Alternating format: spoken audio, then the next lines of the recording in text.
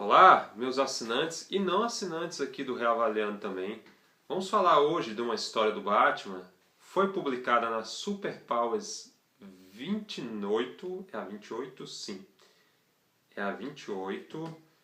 Ela é de 1991. A Super Powers adiantava bastante a cronologia da DC nessa época. Provavelmente há cortes pela editora Abril, pois ela tinha esse hábito de cortar as revistas. É uma história meio que enganosa, porque o Batman ele faz meio que uma pequena aparição no Gibi do Exterminador, que é uma revista do Exterminador. Quem olhar nos créditos originais vai perceber que é uma história do Exterminador. O Batman é aquele negócio, a DC ela aproveita bastante do Batman vender bem.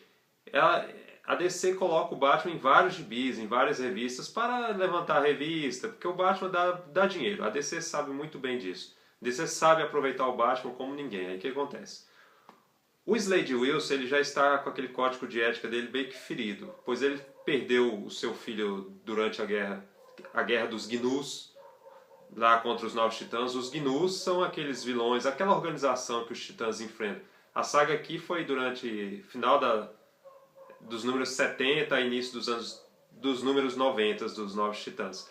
E o Slade Wilson ele não tem mais nada a perder. Aliás, o Deadpool, que é meio que aquela sátira, homenagem ou cópia ao Slade Wilson, ele é inspirado aqui no Exterminador, o Deadpool. Ele vai para Gotham City. Ele meio que quer se envolver naquela guerra de gangues. Ele meio que quer proteger aquele informante que está delatando a máfia.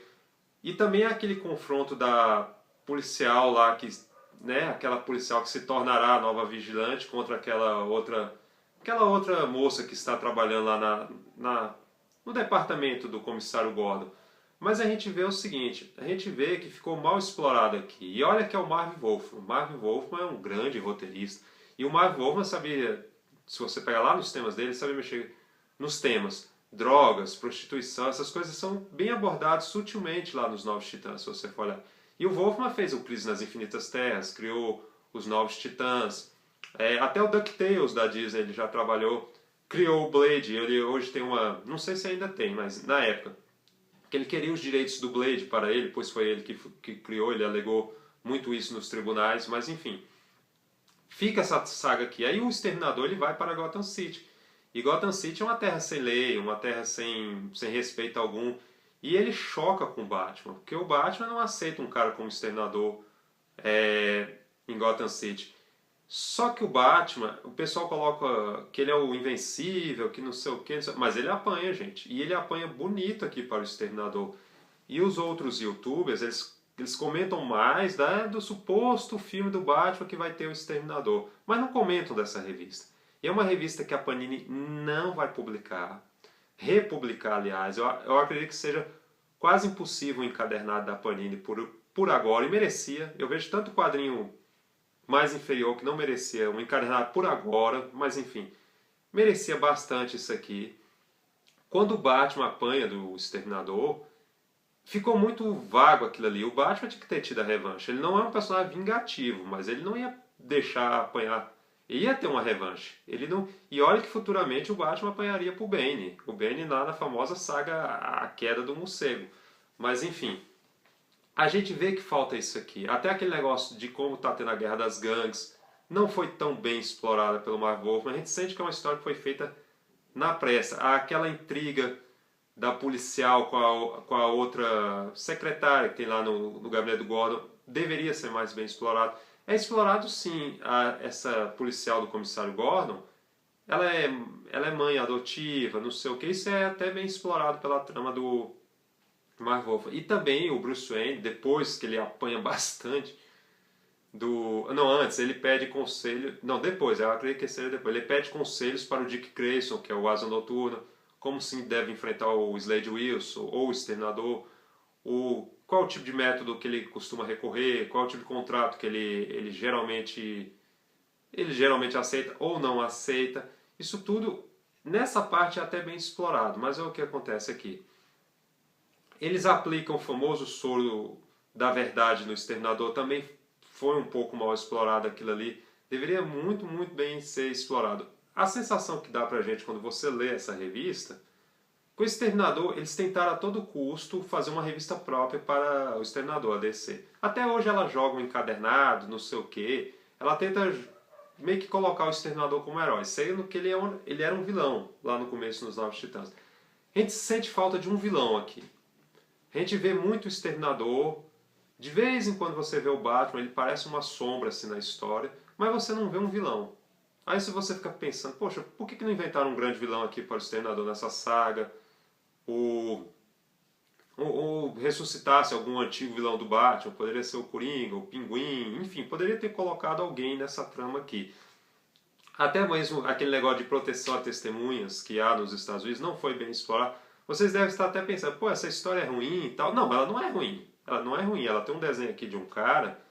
Ninguém vai falar, poxa, ele é um grande desenhista, que não sei o que. Eu entendo. É o Steve Irving. Steve Irving era um cara de confiança na DC. Ele desenhou muito, muito. Novos Titãs, Tropa Titã, fez a famosa adaptação Batman Retorno para os quadrinhos ao lado do grande desenhista José Garcia Lopes, que esteve recentemente no Brasil e dizem que é um cara extremamente simpático, bacana. E é aquele negócio, gente. O Exterminador, mesmo ferido, ele tentando a todo custo manter o seu código de ética, ele é bem parecido com o Batman nesse ponto, que o Batman, apesar de não matar, ele tem aquele código de ética muito forte. O bandido, o delator da máfia, ele se aproveita e bate bastante no Exterminador, pois ele está ferido. E aqui, gente, também é a estreia da nova Vigilante, pois para quem não sabe, o antigo Vigilante, que era o Danny Chase, ele foi morto. Ele foi substituído depois por essa nova Vigilante. A DC tentou emplacar essa Vigilante mulher, não deu muito certo. Aqui o Exterminador sendo torturado com o soro da verdade. Ele lembra bastante da Guerra do Vietnã. Até aquela relação do Slade Wilson com o Wintergreen, aquele amigo dele do Vietnã, é muito mal explorado. O Batman invadindo a mansão dos criminosos. Vamos tentar pegar aqui a cena onde o Batman leva um mega cacete do Exterminador. Aqui ele intimando o Exterminador. Só que o Exterminador é muito mais ágil, ele é muito mais perspicaz. Ele é ágil como um gato. O Batman nessa aqui sofreu. Eu só acho que o Batman deveria ter tido uma revanche. Aqui o Exterminador, mesmo assim, apesar de ele ter batido muito no Batman, ele respeita o Batman. Isso aqui é engraçado, o Exterminador. Olha que desenho bacana. Quem puder ver, ele é um grande desenhista, cara. Ele é um bom desenhista. É porque, talvez por ele ter feito... Faltou, acho que, uma grande história nele. Eles tentaram emplacar essa vilã aqui. É uma vilã, não vou negar pra vocês, não. É uma vilã. Não deu muito certo. Ela aqui, ela tenta, né, deter o Exterminador a qualquer custo, mas não consegue, espero que vocês possam ver. O Exterminador ele é um cara tão ousado, meus amigos, que ele invade uma festa do Bruce Wayne e rouba o próprio smoking do Bruce Wayne. Porque o Bruce Wayne faz muitas festas, né, rico, não sei o que, filantropia, tem que arrecadar dinheiro, porque lá nos Estados Unidos isso é muito comum. Tem que arrecadar dinheiro para novos projetos. Vida de rico é difícil, gente. Vida de rico, sabe como é que é, né? Homem de Ferro, Bruce Wayne, é um negócio difícil. Né? Não é fácil ser rico, não. Mas, enfim. A nova Vigilante, que é uma mulher, um traço muito bonito e muito sexy. Aqui nesse gibi eles citam até o De Volta para o Futuro, o Flintstones. Aqui a contracapa. Uma propaganda do verdadeiro Wolverine. Não é esse Wolverine que tem aí hoje em dia, pelo amor de Deus. Mas, enfim. Aí vocês me perguntam, poxa, vale a pena comprar essa revista? Vale. Vale pelo seguinte. Isso aqui é um formatinho, não é mais vendido, não é mais comercializado.